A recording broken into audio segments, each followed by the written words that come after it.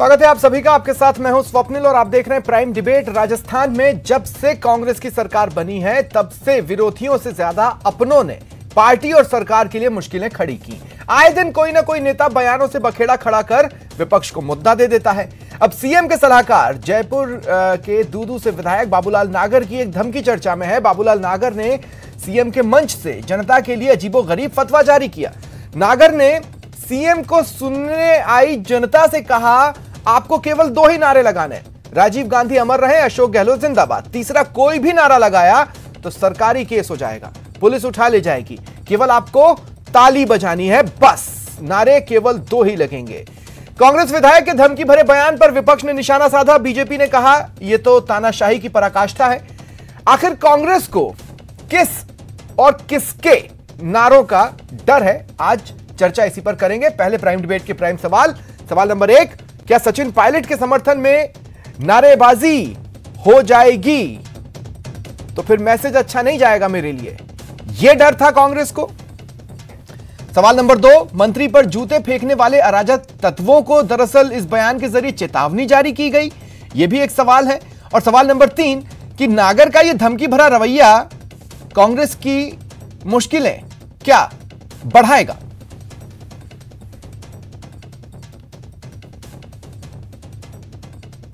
तो चर्चा आज इसी विषय पर।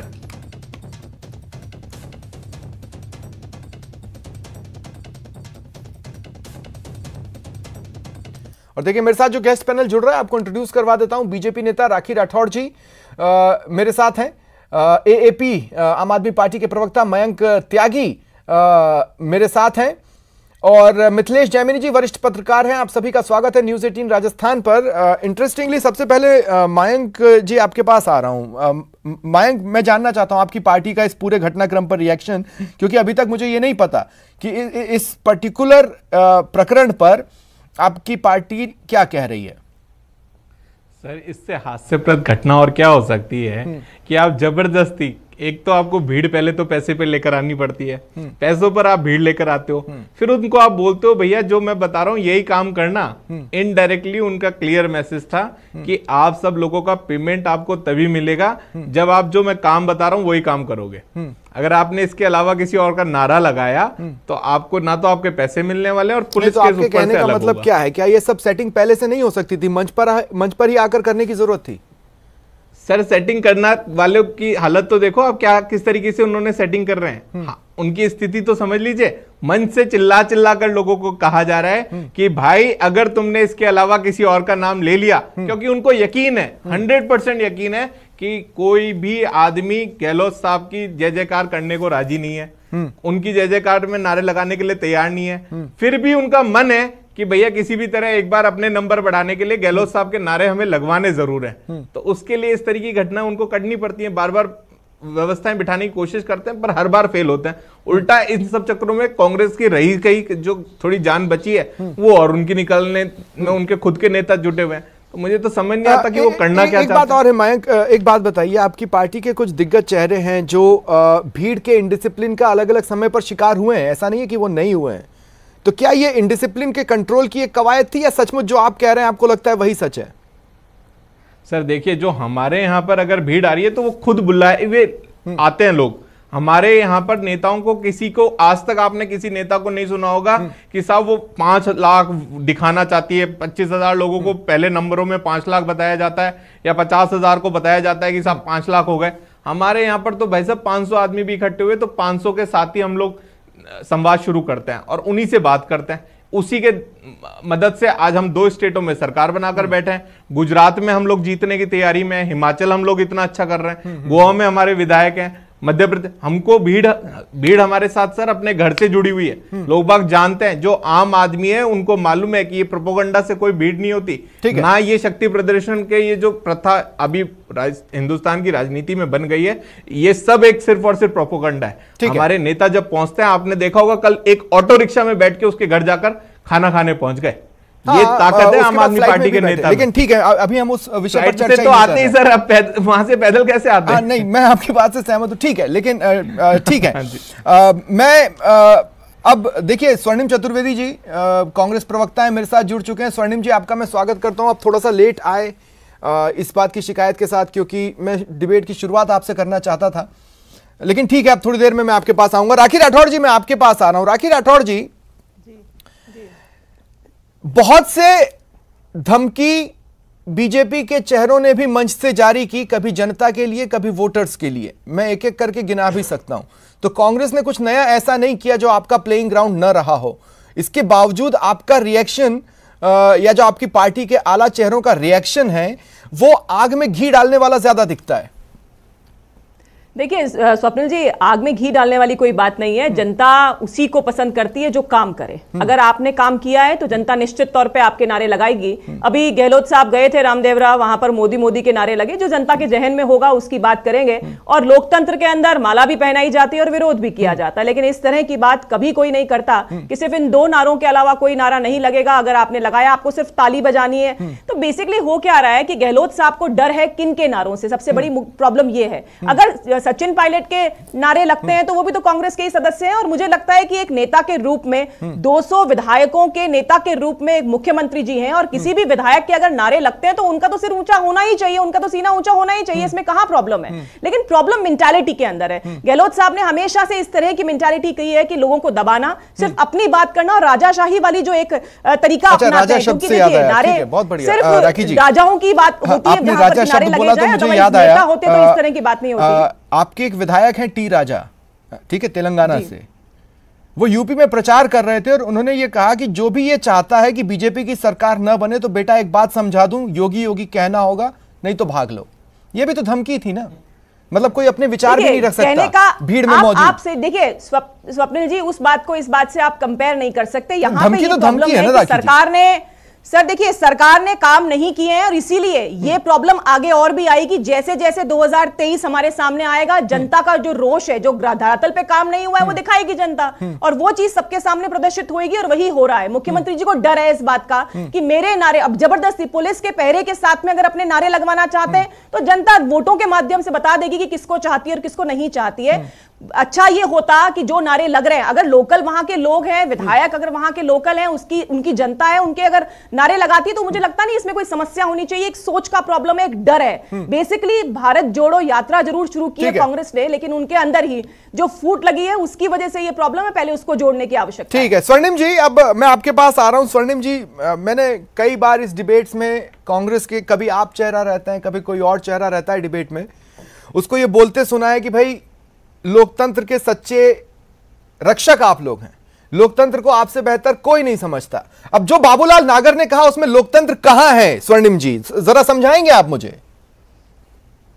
देखिए स्वप्निल जी, मैंने अभी दोनों जो हमारे साथी हैं डिबेट में उनकी बात सुनी, माफी चाहता हूँ मैं थोड़ा एक चीज मैं आपको ये बताना चाहता हूँ। देखिए वहां पे कोई वाली बात नहीं, यह एक कार्यक्रम था, कार्यक्रम जिसमें उसने ये कहा कि खुद के नारे भी लगाने से मना किया है। उन्होंने कहा कि यहाँ पे सिर्फ 2 ही नारे आप लगाएं, इसके अलावा ना लगाएं। और बाबूलाल नागर भी कह रहे थे कि बाबूलाल नागर जिंदाबाद के भी नारे ना लगाएं। ये अनुशासन की बात कर रहे थे और इस तरह की भीड़ में खड़े होकर नहीं, तो अनुशासन एनफोर्स करने की भी तो बात कर रहे थे। वो कह रहे थे कि इसके अलावा तीसरा नहीं लगना चाहिए, नहीं तो जेल भेज देंगे। क्यों साहब, अपना विचार रखने पर जेल भेज दिया जाएगा? ये कैसी सरकार है? देखिए अपना विचार नहीं था, वहाँ पे जो नारे लगवाने की उन्होंने बात की। दूसरी बात एक अपने प्रेम प्यार से उन्होंने जो बात आगे बढ़ाते हुए कह दी। बाकी इसका एक चीज तय है कि जो व्यक्ति इतना जुड़ाव रखता है जनता से कि वो जनता को भी हिदायत दे सकता है, क्योंकि वो वहाँ के एक लोकप्रिय विधायक ही नहीं और लंबे समय से चुने आ रहे विधायक है, जो भारतीय जनता पार्टी के जितने भी नेता वहाँ पे चुनाव लड़े लगातार बहुत बुरी तरह। स्वर्णिम जी, अब देखिए फिर आप शब्दों से खेलने की कोशिश मत कीजिए। हिदायत कैसे दी जाती है? हिदायत की भाषा क्या होती है? देखिए सब जगह पे हर परिवेश में एक अलग हिदायत होती है। उन्होंने कोई किसी को धमकाया नहीं है। उन्होंने कहा, उन्होंने तो खुद के नारे लगवाने से मना किया। अरे भाई जो नारे ठीक है, उनके खुद के ना लगाएं, 2 नारे कहा। क्यों? राहुल गांधी जिंदाबाद में क्या बुराई है? सोनिया गांधी जिंदाबाद में क्या बुराई है? देखिए ये नारे नहीं थे, क्योंकि एक क्यों नहीं थे? एक उद्देश्य उन्होंने तो कह दिया ना, तीसरे नारे की जगह ही नहीं है। मतलब उस मंच से राहुल और सोनिया के लिए भी जगह नहीं थी। नहीं, मंच से जो नारे लग रहे थे वो मंच से नारे, क्योंकि राजीव गांधी जी की स्मृति में खेल हो गए, तो उनको लेकर के उस भावना को आगे बढ़ाने के लिए, उनकी भावना को आगे बढ़ाने के लिए ये कार्यक्रम आयोजित हुआ था और इस कार्यक्रम के तहत स्वर्णिम भाई, राजीव गांधी की जो भावना है आयोजन हो रहा या है, आप अशोक गहलोत को जननायक कहते हैं, उसकी जो मूल भावना है उसका वहीं उसी पल मर्डर हो गया जब ये कहा गया कि चुपचाप बैठकर तालियां बजाओ, अपने विचार मत रखना। यही उस शब्दों के मायने थे और ये कहा कि अगर ऐसा नहीं होगा तो मैं जेल भेज दूंगा। किस धारा में वो जेल भिजवाते साहब? अगर किसी ने तीसरा शब्द बोल दिया तो किस धारा में जेल भिजवा देते वो? देखिए स्वप्निल जी, जो नारे लगाए जाते हैं वो मंच से लगाए जाते हैं और मंच से जो नारे लगाए जाते हैं उसको अग्रेषित आगे जनता कर देती है। जो भी उनकी जिंदाबाद या ताली बजा करके, तो वो उन्होंने वो बात कही। उन्होंने शुरुआत में एक स्टेटमेंट दिया कि उन्होंने अपनी भावना बताई कि इसमें कोई ज्यादा राजनीतिकरण नहीं करना है। एक्चुअली वो क्या रहा है स्वर्णिम जी, आप मानेंगे नहीं, देखिए जगह जगह पर ना लोग अपनी भावनाएं बता रहे हैं और वो आपके चेहरे पचा नहीं पा रहे हैं। अब मैं पुराने कुछ घटनाक्रम से उठाकर यहां तक आकर आपको सारा एनालिसिस बता सकता हूं, लेकिन डिबेट के अपनी एक समय सीमा होती है और उसी में खत्म करना होता है और मुझे और गेस्ट को भी लेना होता है। इसलिए अब मिथिलेश जी, मैं आपके पास आ रहा हूं। मिथिलेश जी, पहली बार इस देश ने नहीं देखा है मंच से धमकियां आते हुए, और पहली बार न ही देश इस तरह की किसी मुद्दे पर बहस को देख रहा होगा। मैं सीधा सीधा आपसे बोल रहा हूं, क्या पिछले 24 घंटे के भीतर यह साबित नहीं हो गया कि कांग्रेस पार्टी में अब बॉर्डर खिंच चुकी है? कुछ बॉर्डर के इस तरफ है और कुछ उस तरफ। देखिए स्वप्निल जी, 13 सितंबर का जो दिन है वो बाबूलाल नागर की जिंदगी में हमेशा भूचाल लाने वाला हुआ है। 13 सितंबर 2013 का दिन याद होगा, जिस दिन जरिए इस्तगा से इनके खिलाफ एक FIR दर्ज हुई और इनमें उनको जेल जाना पड़ा था। तो ये 13 सितंबर ही आज है, 2013, 9 साल के बाद में आज इन्होंने जो बयान दिया है। और उस समय अगर आप याद करें, जिनका आज ये नारे लगाने की बात कर रहे हैं, उस समय मुख्यमंत्री कौन था 2013 में? उस समय सरकार किसकी थी केंद्र में? पूछिए किसकी थी? किसने दिया CBI जांच का आदेश?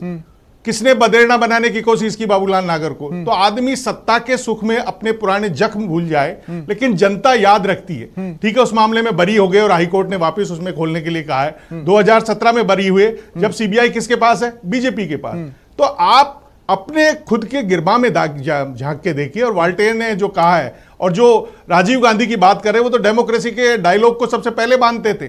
वो तो पहले कहते थे कि आदमी अपने विचार व्यक्त करने के लिए जो फ्रीडम ऑफ स्पीच हमारे कॉन्स्टिट्यूशन में आर्टिकल 19 में दी है, उसको आप कैसे दबा रहे हैं? और दूसरा, इसमें एक जो वहां के लोग बता रहे हैं कि ये सारा मुद्दा है सचिन पायलट की। सचिन पायलट के लिए कहा जा रहा है कि मुझे अपनों ने लूटा, गैरों में दम कहां था, मेरी कश्ती वहां डूबी जहां पानी कम था। आज सचिन पायलट के नाम से ही कांग्रेस में 2 फाड़ हो चुकी है। चाहे चांदना जी वाला मामला हुआ, चांदना जी ने जो बोला वो पता है कल बोला। अब चांदना जी को भी क्यों यूज किया जा रहा है कि चांदना जी का इमोशनल कोशेंट बहुत हाई है, वो बहुत एक भावुक आदमी है। खुद मुख्यमंत्री अशोक गहलोत कह चुके हैं, जब कुलदीप राका के मामले में उन्होंने बयान दिया कि ये एक भावुक आदमी है। और जब उद्घाटन में वो आगे नहीं बैठ रहे थे, तब उनको आगे लाके बिठाया अशोक गहलोत जी ने। तो उनका इमोशनल कोशेंट यूज किया गया। अब उसमें बीजेपी वाले भी शामिल थे या बैसला जी भी शामिल थे, वो अलग बात है। लेकिन जो सचिन पायलट की स्वीकार्यता है उसको दबाने की प्रयास किए जा रहे हैं। गुजरात में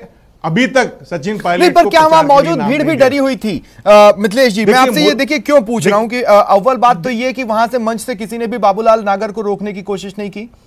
दूसरी बात यह है कि वहां पर लोगों ने भी उस बात पर एग्रेशन नहीं जताया जिसमें उनको सीधे तौर पर कहा कि हम आपको जेल भी भेज सकते हैं, चुपचाप बैठो और सिर्फ तालियां बजाओ, उसके अलावा कुछ नहीं। देखिए स्वप्निल जी, जो भी मयंक जी बात कर रहे थे उसमें पूरी सच्चाई है कि वो जो भीड़ आई थी वो कैसे आई थी, सबको पता है। ठीक है। और दूसरा इंपॉर्टेंट चीज है, कुछ दिन पहले का आप अखबार खोल के देख लीजिए, एक जल जीवन मिशन घोटाला हुआ है वहां। उस जल जीवन मिशन घोटाला में बिना वर्क ऑर्डर के वहां पानी की टंकी बन गई, उसमें एक जेईएन को नोट शीट दी गई और बना दिया गया, और चहेती फर्म जो बाबूलाल नागर जी की थी उनको दिया गया ठेका, और वो जांच चल रही है। तो एक प्रेशर पॉलिटिक्स भी है। अब आप इसे कुछ भी कह दीजिए। आज राजेंद्र राठौड़ जी का जो बयान है वो एक महत्वपूर्ण बयान है। उन्होंने कहा कि राजस्थान में 200 मिनी मुख्यमंत्री हो गए। तो ये जो चीजें हैं, 200 का मतलब 100 107 तो आप जीते हुए हैं, बाकी आपके समर्थन है, बाकी जो हारे हुए हैं वो भी मिनी मुख्यमंत्री हैं। जो ये तमाम चीजें कांग्रेस के लिए अशुभ है। कांग्रेस को आत्ममंथन करने की जरूरत है कि हम केवल अपनी बात ऊंची रखने के लिए, जैसे अगर हम इतिहास देखें तो बिंदुसार अजात शत्रु की बात नहीं मानता है, और भी कई इतिहास देखते हैं। आपको सच स्वीकार करने में दिक्कत क्या है? अगर कोई चीज बदलाव मांग रही है तो आप उस बदलाव को स्वीकार कर लीजिए, पार्टी हित में स्वीकार कर लीजिए। जो सोनिया गांधी कह रही है कि पार्टी मां है, इस मां ने आपको बहुत कुछ दिया है, अब इस मां को कुछ लौटा दीजिए। अगर उस मां को लौटाने में आपको थोड़ा कष्ट भी हो रहा है, थोड़ा आपका अहंकार भी त्याग हो तो त्याग कर दीजिए। ठीक है, ठीक है। स्वर्णिम जी, मुझे एक बात बताइए, क्या होता जा रहा है आपके नेताओं को? एक एक कर उनके शब्द चूक रहे हैं। मतलब अब आपके एक नेता हैं, वो ट्वीट कर ये बताते हैं कि अगर मैं जंग पर उतर आया तो आपकी पार्टी में एक युवा नेता कम होता आज की डेट में। वो भी एक तरह से धमकी है, ठंडी भाषा में सही।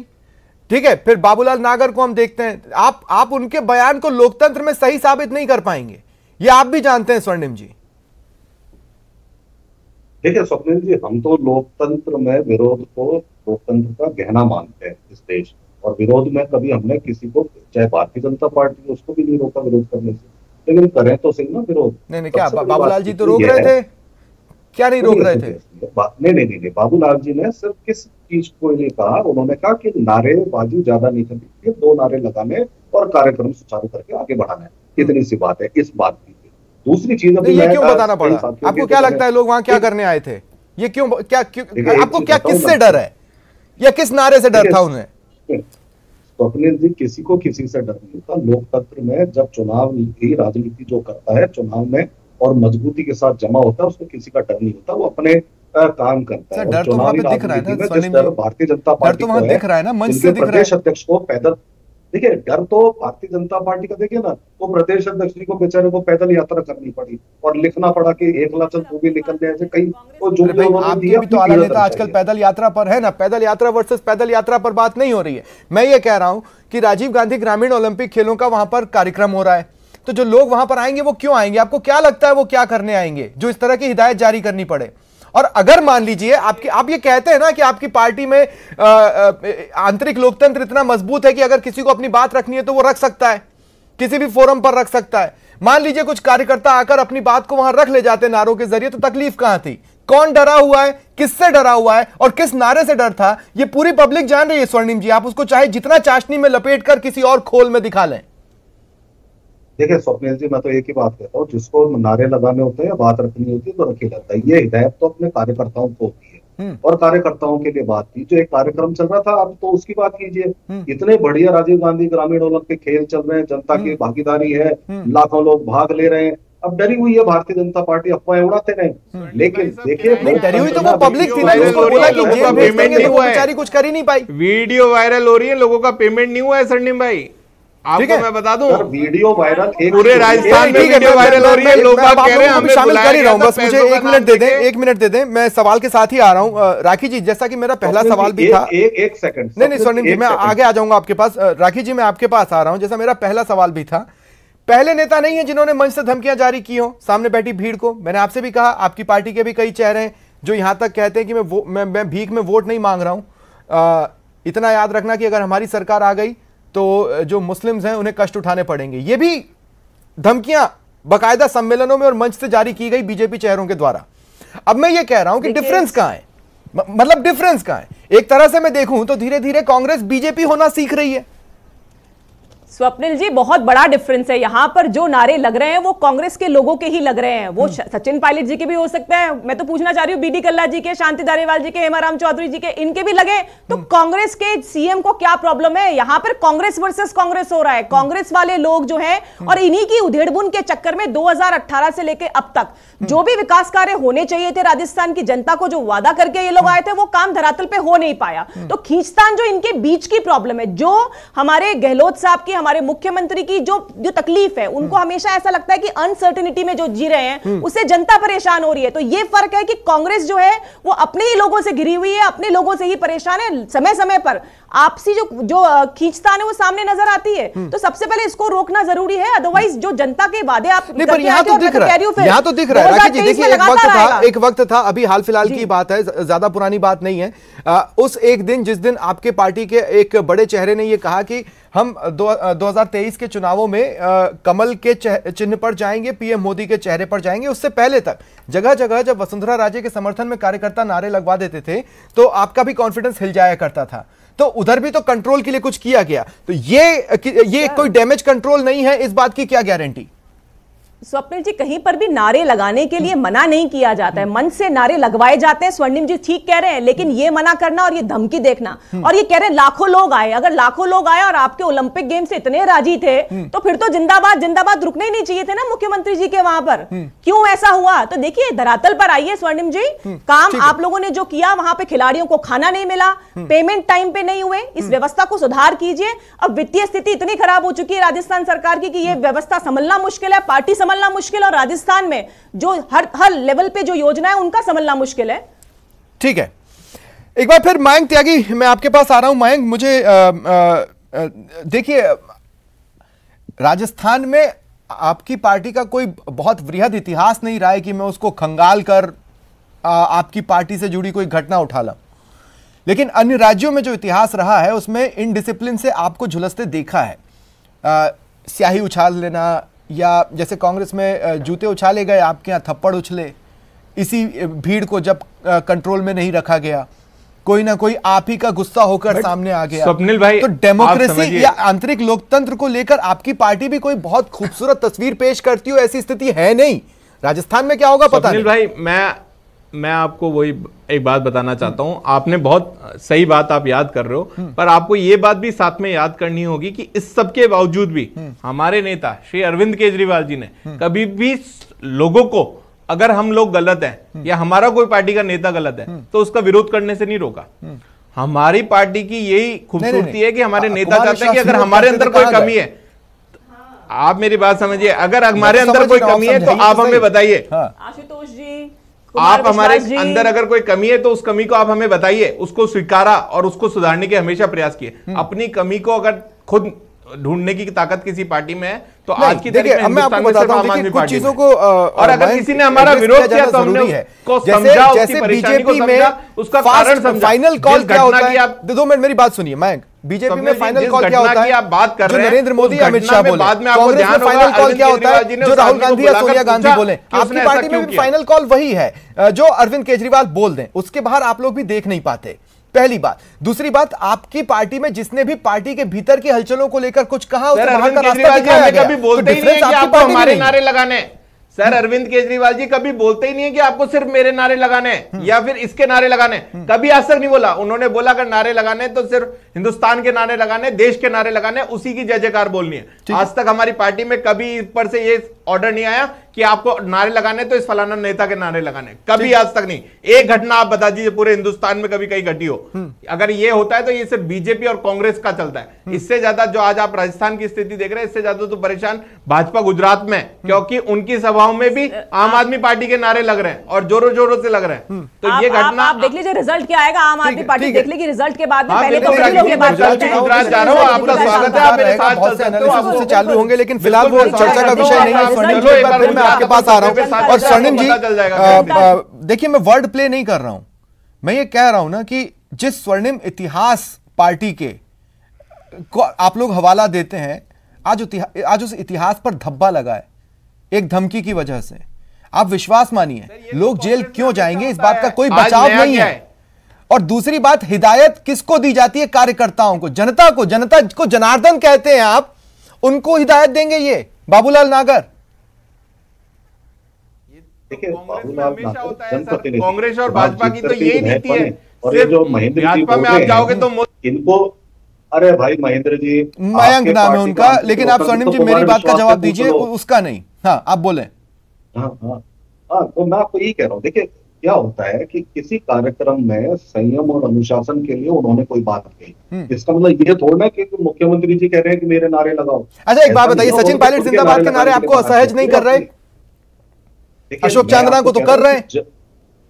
देखिए उन्होंने वहां पे ये कहा कि उनके नारे लग रहे थे, मेरे नारे मत लगाओ, कोई और नारे नहीं लगाने, अपने को नारेबाजी कम करनी है। और उसके उन्होंने 2 नारे बता दिए, इतनी सी बात थी, इससे अधिक कुछ किसी भी चीज का शुभारंभ वहां बजने वाली तालियां और वहां से उठने वाले कोलाहल से ये पता लगता है कि वो कितना ग्रैंड सक्सेस है। आपके ग्रामीण ओलंपिक्स जहां जहां से जो सुर्खियां बटोर रहे हैं, उस पर तो वैसे ही ये सोच में पड़ जाते हैं कि इसका नाम सच में आपने राजीव गांधी रखकर इसके इतिहास को सुनहरा बनाने की कोशिश की है या पता नहीं क्या कोशिश की है, लेकिन इस प्रकरण ने स्वर्णिम जी विश्वास मानिए आपके लिए बहुत टेढ़ी खीर आगे का रास्ता बना दिया है। अंतिम सवाल है मेरा मिथिलेश जैमिनी जी आपके पास। मिथिलेश जी, मैं चाहता हूं एक तो आप क्लोजिंग कमेंट दें, लेकिन इस सवाल के आसपास दें कि जनता को डायरेक्ट धमकी पहली बार किसी मंच से मिली हो ऐसा नहीं है, लेकिन हम अब यह देख रहे हैं कि कांग्रेस का कलेवर थोड़ा थोड़ा बदल रहा है, उसके नेचर में, उसके आचार में, उसके विचार में और उसके व्यवहार में।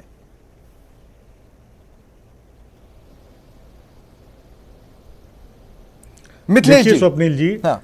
देखिए स्वप्निल जी, ये सही बात है कि जो कांग्रेस पंडित जवाहरलाल नेहरू ने जिस कांग्रेस का सपना देखा कि नियम और लोकतंत्र की मर्यादाओं में रहेंगे, वो लोकतंत्र की मर्यादाओं में अब यहाँ के नेता नहीं रह रहे हैं, सत्ता की भूख के लिए काम करने लग गए। जहां राहुल गांधी आम आदमी को जोड़ने की बात कर रहे हैं, जहां राहुल गांधी पैदल चलकर कांग्रेस को खड़ा करने की कोशिश कर रहे हैं, वहां एक निर्दलीय विधायक जो मुख्यमंत्री के सलाहकार है, वो कांग्रेस की छवि में बट्टा लगाने का काम कर रहे हैं। और उन्हें मौका इसलिए मिल रहा है कि कांग्रेस में आंतरिक फूट है। एक नाम जो चुभ रहा है कांग्रेस में पहले दिन से, जिस दिन से सत्ता में आए, वो है सचिन पायलट का। उन्हें कोई कहता मानेसर के वीर हैं, कोई क्या कह रहा है, कोई क्या कह रहा है, लेकिन सच्चाई यह है कि आज कांग्रेस को जरूरत है कि सब एकजुट हो जाएं। कैसे बीजेपी के सामने खड़ा हुआ, एक मूवमेंट खड़ा हुआ है, लोग परेशान है महंगाई से, बेरोजगारी से, और ग्रामीण जो राजीव गांधी ग्रामीण खेल योजना की बात कर रहे हैं, राजस्थान में बेरोजगारी 32.9 तक पहुंच गई है और लोग कह रहे हैं कि बेरोजगार है इसलिए दादा पोता पोती एक साथ खेल रहे हैं। तो दोनों चीजें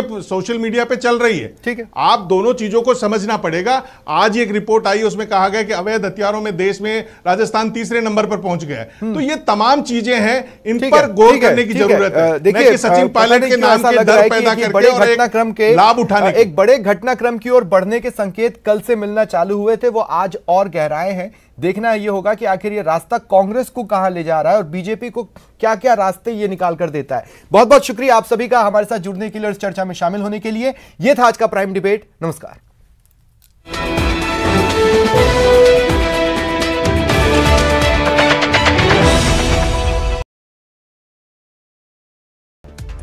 दिल्ली के नेशनल गैलरी ऑफ